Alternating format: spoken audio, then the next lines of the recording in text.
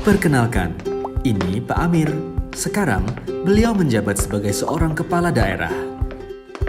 Saat sedang reunian dengan teman-teman SMA-nya, ia bertemu dengan Pak Dodi, teman sekelasnya yang sekarang sudah jadi seorang pengusaha dan juga aktif mendukung Pak Amir pada saat kampanye.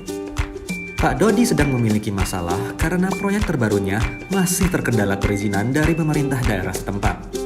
Pak Dodi pun menjelaskan soal kendala tersebut yang belum terpenuhi persyaratannya sehingga belum mendapatkan izin.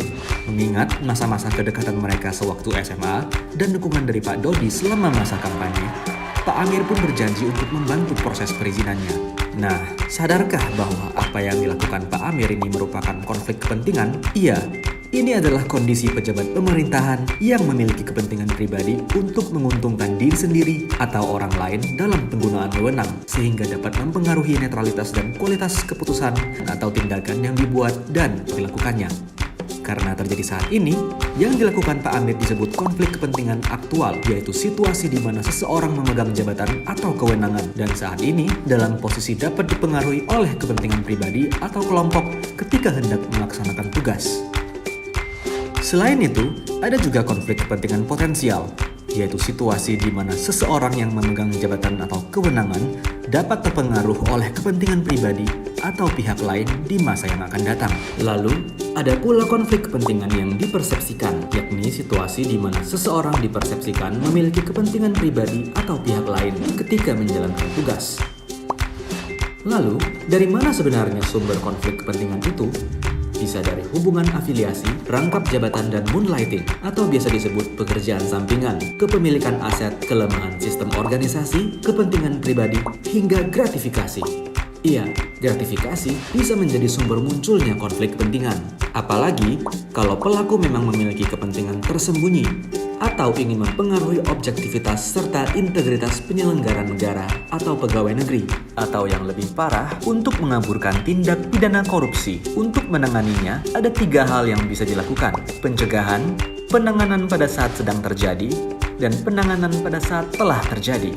Pencegahan dimulai dari refleksi diri. Coba tanyakan pada diri sendiri, apakah tindakan kita sesuai dengan etika dan standar yang berlaku tentang benar dan salah?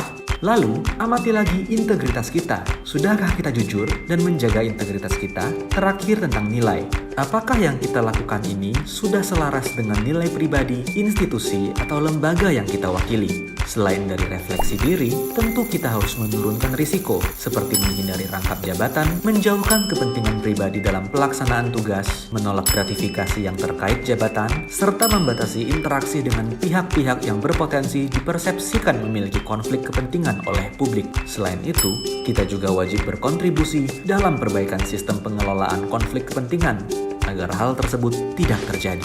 Bagaimana dengan penanganan konflik kepentingan pada saat sedang terjadi? Ada 3 cara yang bisa dilakukan, seperti disclose atau deklarasi, yaitu mengidentifikasi dan mengungkapkan adanya konflik kepentingan. Talk atau diskusikan, yang berarti memberitahukan atasan atau pihak berwenang sebelum bertindak. Serta mitigate atau mitigasi, yaitu membatasi atau menarik diri dari kegiatan yang berlangsung untuk memitigasi risiko atau melakukan langkah tegas untuk memastikan tidak adanya keberpihakan. Sedangkan penanganan saat telah terjadi akan diproses sesuai dengan ketentuan yang berlaku, seperti penjatuhan sanksi administratif atau jika memenuhi unsur tindak pidana, maka dapat dikenakan sanksi pidana.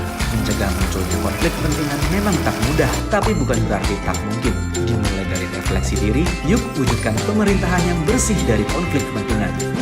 Untuk melaporkan gratifikasi, klik goal.kpk.go.id. Klik gratifikasi.kpk.go.id untuk info lengkap soal gratifikasi.